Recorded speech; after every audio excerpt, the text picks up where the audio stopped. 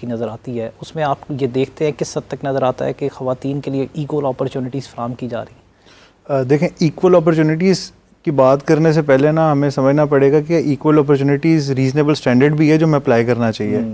مثال کے طور پہ ہم ساری جو وومن امپاورمنٹ کی بات ہے وہ نکالتے فیمنزم کے اندر سے ہیں, اور فیمنزم صرف ایک تھیوری کا یا یورسپروڈینشیل کانسیپٹ کا نام نہیں ہے. یہ تو ہم لبرل فیمنزم میں کہتے ہیں نا کہ men and women should be equal, but equality تو کبھی بھی ایک کرائٹیریا ریزنیبل بنتا ہی نہیں ہے. مثال کے طور پہ ریڈیکل فیمنزم کا بھی کانسیپٹ یہ ہے کہ خواتین کی جو سسٹم ہے یا ان کے جو زندگی کے معاملات ہیں وہ مرد سے انہرنٹلی ڈفرینٹ ہیں, اور ہمارا جو نظام رہا ہے دنیا کا یہ زیادہ تر میل اورینٹڈ ہی رہا ہے, میل ڈومیننٹ ہی رہا ہے. ایرسٹوٹل, سوکریٹیز, ان کے سارے کانسیپٹ جو ہیں وہ ہمیں میل پرسپیکٹو سے نظر آتے ہیں, جس کی وجہ سے ہمارا لا بھی ڈیولپ اس طرح ہی ہوتا ہے جو میل اسپیکٹیکل سے ساری چیزوں کو دیکھتا ہے.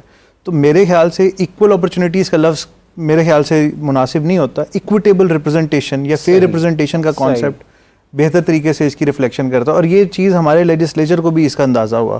مثال کے طور پہ پنجاب میں جو لا ہے relating to the status of women, اس کا ایک کمیشن بنا ہوا ہے, نیشنل فیڈرل لیول کے اوپر علیحدہ سے کمیشن بنا ہوا ہے. یہ دونوں لاز ہمیں یہ بات بتاتے ہیں کہ خواتین کی fair representation in those areas جو ان کو افیکٹ کرتے ہیں اس کی ریکوائرمنٹ ہے. یعنی اس کے لیے آپ کو پھر لا ریفارم کرنا پڑے تو وہ بھی اس کمیشن نے کہنا ہے. اسی طریقے سے ہمارے پاس وومن پروٹیکشن اتھارٹی ہے, ہمارے پاس جو ہے نا وہ ڈومیسٹک ابیوز سے ریلیٹڈ لاز ہیں جو کہ ان کو as a special category treat کر رہے ہوتے ہیں. اب میں آپ کو امپاورمنٹ کے بارے میں ایک لا بتاتا ہوں.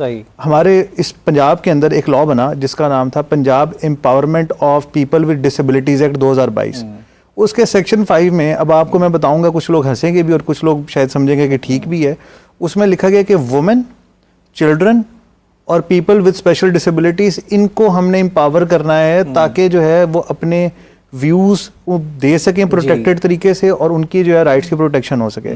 اب میں ذاتی طور پہ سمجھتا ہوں کہ لیجسلیچر کو خواتین کو پیپل ود ڈسیبلٹیز کے ایکٹ کے اندر نہیں رکھنا چاہیے تھا, وہ ان کو ایک علیحدہ سے ایکٹ بنانا چاہیے تھا جیسے انہوں نے بنایا ہوا ہے. بٹ کیونکہ ان کا مقصد پورا ہو رہا ہے تو وہ ٹھیک ہے. اس کے علاوہ کچھ اور لاز بھی ہمارے پاس موجود ہیں. اسپیسیفکلی اس میں ایک بہت امپورٹنٹ چیز ہے, وہ عورتوں کا انلائٹنڈ نہ ہونا اپنے رائٹس کے بارے میں, وہ بہت امپورٹنٹ ہے, کیونکہ جب وہ ہوگا تو امپاورمنٹ کی بات آگے آتی ہے. تو عورتوں کو لاز اور رولز اینڈ پروسیجر سے آزاد کرنے کے لیے ہمارے لیجسلیچر نے, چاہے وہ فیڈرل ہو یا پروونشل ہو, انہوں نے ہمیشہ ایک اتھارٹی جس کو پاور دی وہ امبوڈس پرسن ہے یا امبوڈس وومن ہے. ہمارے یہاں پہ تو امبوڈسمن کا کہہ دیا جاتا ہے, بٹ اصل میں ہمارا یہی ریڈیکل فیمنزم کا بھی تقاضا رہا ہے کہ آپ ہمیشہ مین, اور ہمارے جنرل کلاسز ایکٹ میں لکھا ہوتا ہے اور کانسٹیٹیوشن میں کہ جی میل انکلوڈس فیمیل, بھائی فیمیل انکلوڈس میل کیوں نہیں ہو رہا ہوتا, یا وائس ورسا. پر دونوں صورتوں میں ہم امبوڈس پرسن کا لفظ استعمال کرتے ہیں کہ وہ مرد بھی ہو سکتا ہے خاتون بھی, اور وہ رولز پروسیجر سے آزاد ہے, اور اس کی جورسڈکشن بھی بڑھا دی جاتی ہے تاکہ میکسیمم طریقے سے خواتین کے رائٹس کو پروٹیکٹ کیا جا سکے.